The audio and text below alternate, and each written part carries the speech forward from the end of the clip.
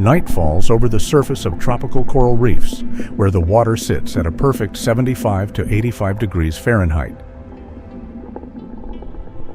This is the domain of a bizarre sea monster. From a distance, it's got the perfect aerodynamics of an Olympic javelin. Get closer, and you're staring down the jaws of a giant crocodile packed with wicked needle-like teeth.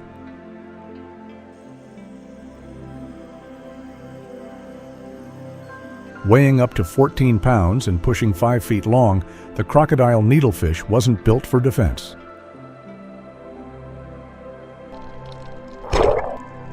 They are pure attack machines. This torpedo of muscle hits explosive speeds of 37 miles per hour, matching a greyhound on a racetrack, skimming across the water using nothing but its tail. But the craziest secret about this fish isn't its speed. Deep beneath those scales, its entire skeleton glows a brilliant jade green thanks to a biological pigment called biliverdine. And when this green-boned javelin gets spooked and launches out of the dark water, you better pray you aren't in its flight path.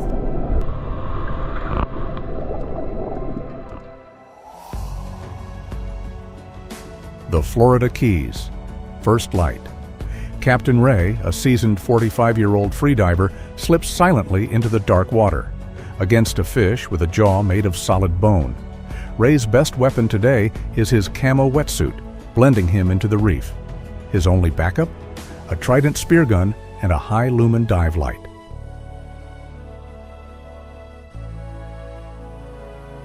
Just last week, Ray lost a $200 titanium spearhead to a massive needlefish. Worse? 5 years ago, a spooked needlefish went airborne, grazed Ray's neck, and left a permanent scar right across his collarbone.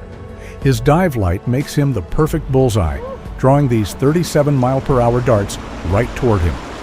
One bad angle, and the target could be his eye, or straight through his chest. Oh, get off of your beak. There you go, there you go. Now it's, oh, good job. All right. Let me flip my bail for you.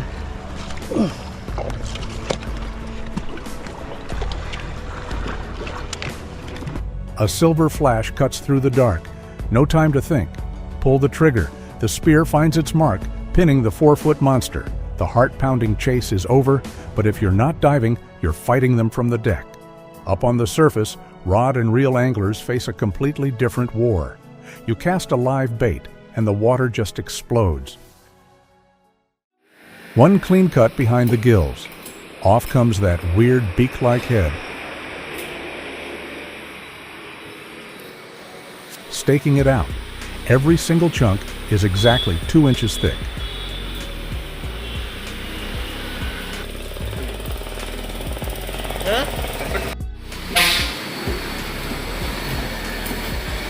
Not a single gram goes to waste.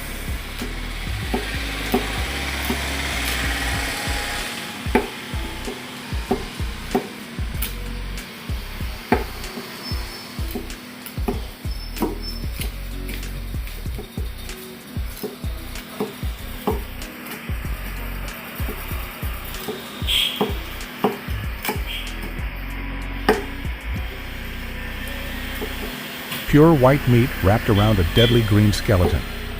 Will this freak of nature scare off the hungry customers waiting outside?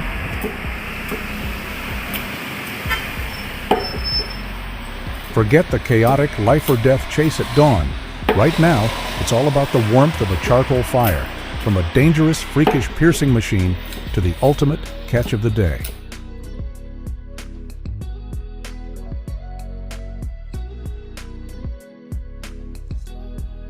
These fillets get a soak in a traditional soy sauce marinade. Over the coals, that golden brown crust locks in all the sweet moisture inside. Or we drop them straight into a skillet of rolling hot oil. Take a fork to it, and that flaky white meat just pulls apart. It's sweet, juicy, without a single trace of that muddy ocean funk.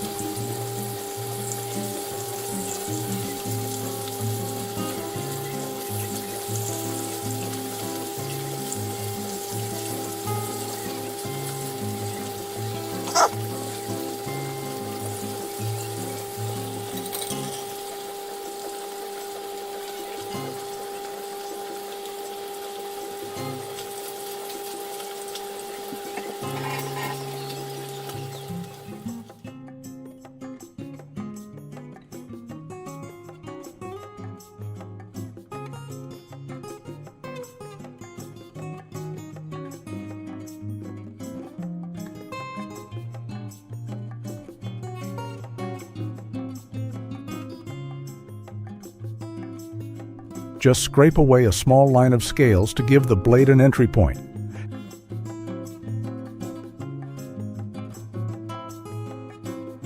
Glide the tip of the knife right along the rib cage. Run it down the spine and free that massive ruby red slab of fillet. The dark red meat right up against the skin holds a lot of blood and fishy flavor.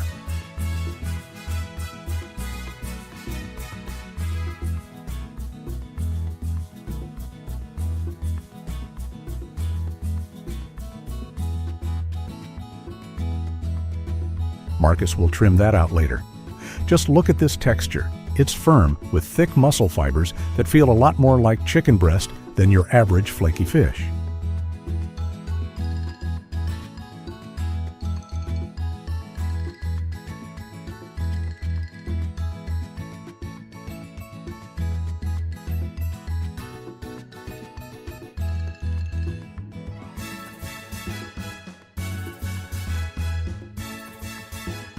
And today, Marcus is taking these skinless fillets and turning them into something raw and wild.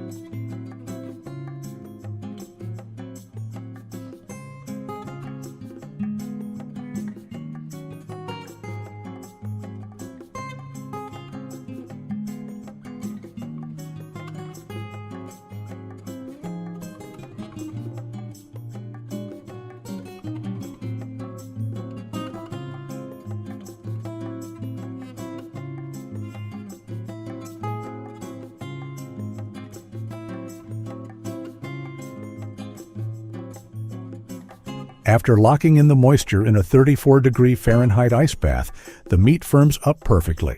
It gets dressed in a heavy coat of Cajun spice, black pepper, cayenne, garlic, and oregano.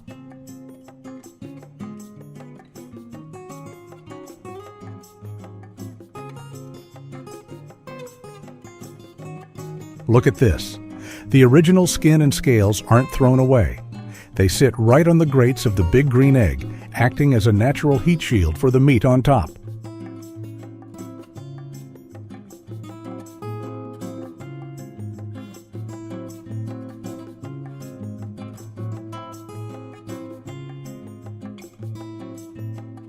The meat faces up, slowly soaking in the heat and taking on that signature charcoal smoke, a deep flavor you just can't get from a standard frying pan.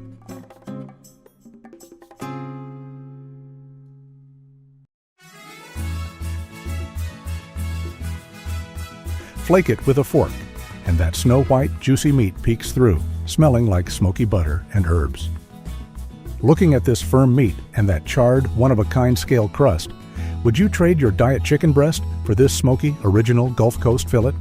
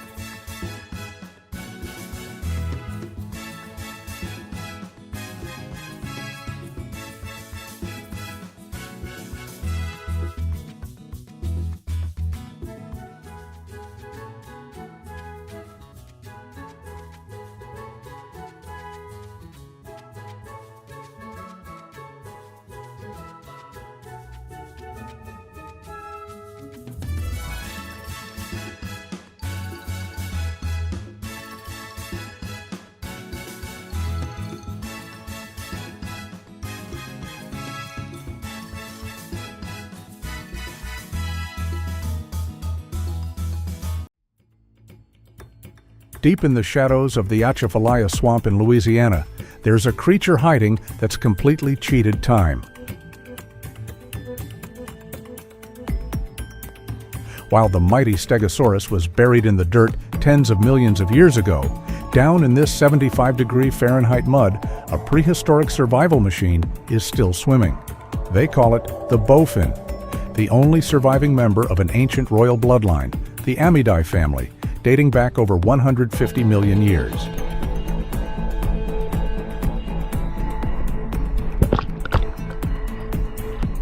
The crazy part?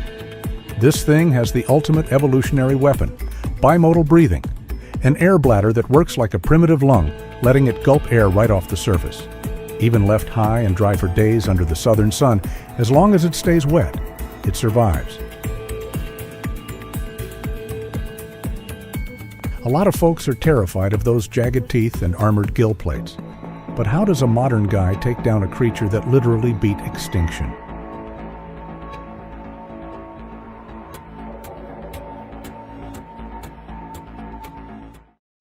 Meet Hank, a veteran angler with 20 years of wading through these swamps, and his little buddy, his 8-year-old son, Leo.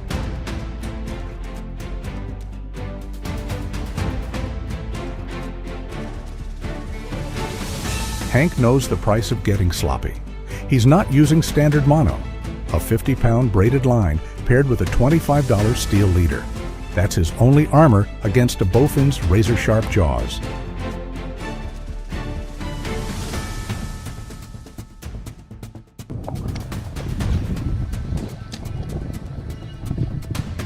Oh, big dog, big dog. No, I'm landing this fucking thing, dude. The water explodes. A split-second ambush. The reel starts screaming. The one-on-one fight is officially on.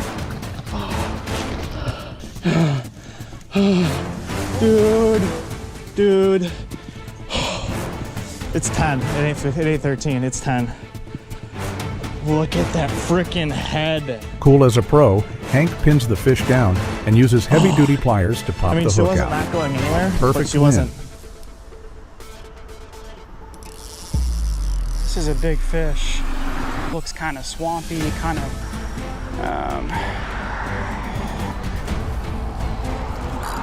Fish on.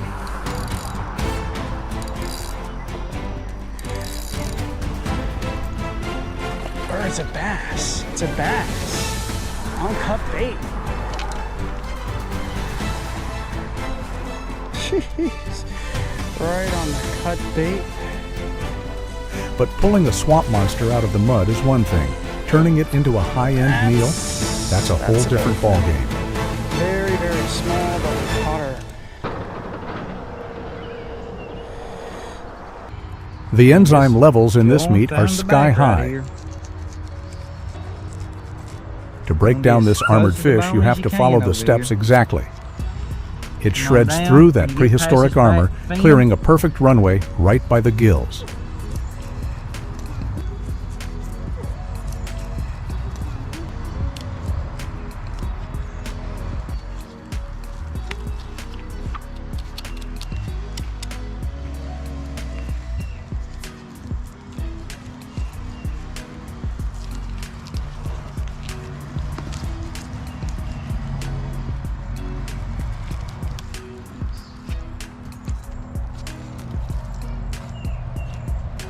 Making sure the knife never slips. The Yanagiba knife glides through, hugging the ribcage, slicing away that tough skin. With the ugly shell gone, this is where the real magic happens.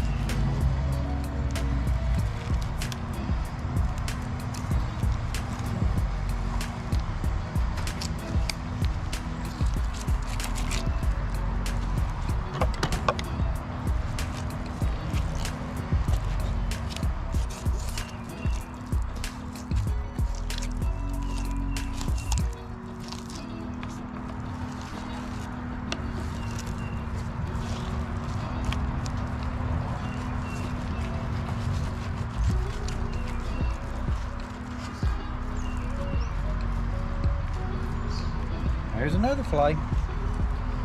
So there you go. The golden rule for bowfin: never ever freeze these fillets. You have to respect this meat while it's absolutely fresh.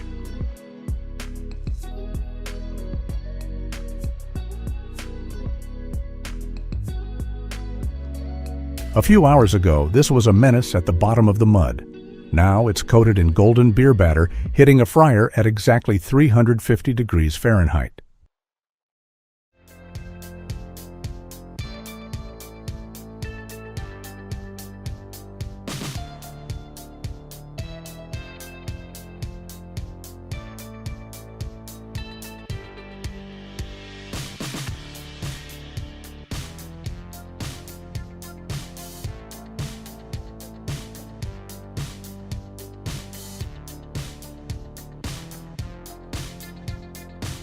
The mix of Cajun seasoning, cayenne pepper, and fresh lemon juice tightens up the meat. It wakes up a flavor most guys spend their whole lives throwing away.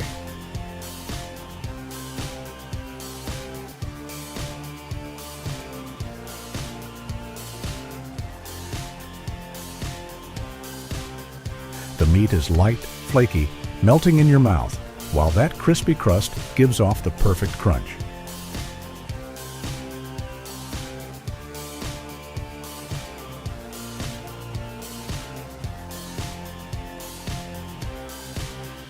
Down in New Orleans, people easily pay $100 for a jar of bowfin caviar. But out here on Hank's wooden porch, the real payoff is Leo laughing and his dog Bruno wagging his tail for a scrap. A creature that survived the dinosaurs. finally delivering the most peaceful afternoon for a small family.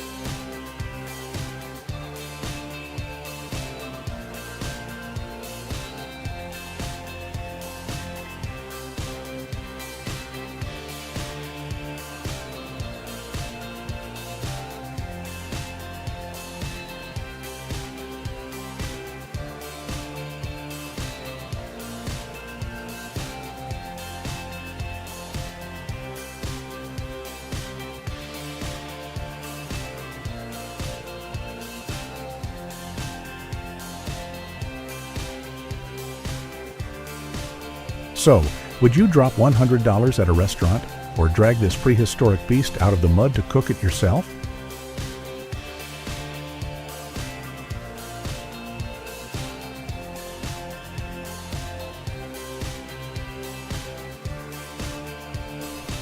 Just like this. You use a specialized scaler down the back, then carve out the strips. The thick skin is peeled right off. Until we get to where this fin starts right here. Then we can pop through and just follow that backbone all the way down to the tail, just like you would anything else, like a walleye or a bass. Alright, so then we're going to keep coming up here, follow our cut down until we hit the ribs here. I'm going to follow those ribs out. So,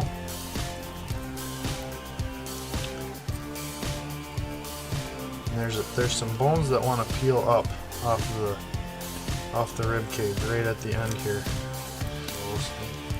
Leave them on the carcass. Okay. The skin. So, any meat on the top of the ribs on a burbot, so we're just going to go right out to the skin on there.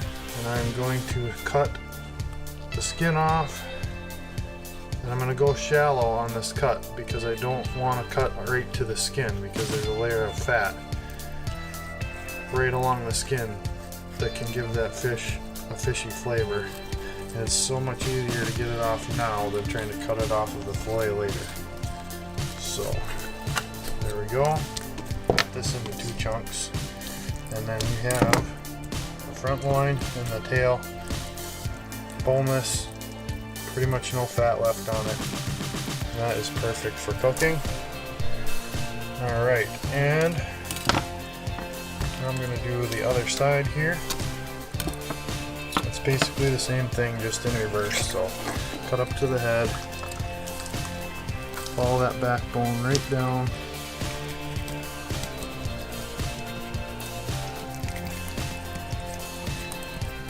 Get to that fin, up through, follow that right to the tail, like so. Revealing a massive slab of boneless white meat, Follow the pure freshwater gold. rib cage, just like we did on the last fish. Last fish, you know. No, the last side is what I meant to say. Alright. So, here's those little bones. We're going to cut those just above them and leave them on the carcass. Now we'll cut that whole loin off. Just like this.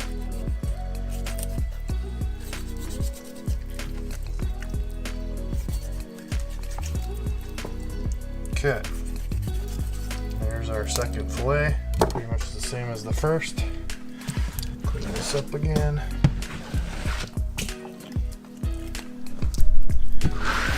See how slick that is? Alright, now back to the long knife and our shallow cut here.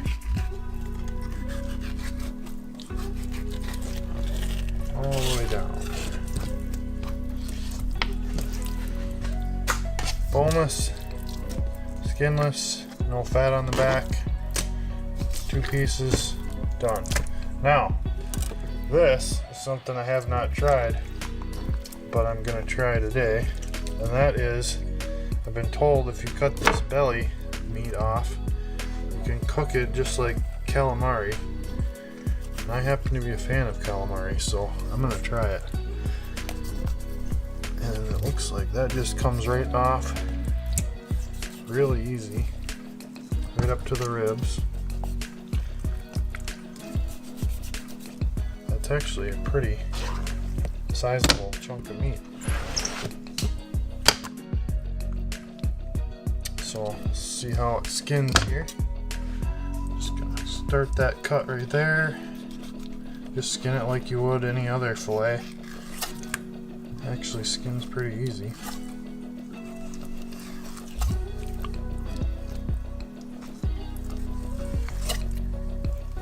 There.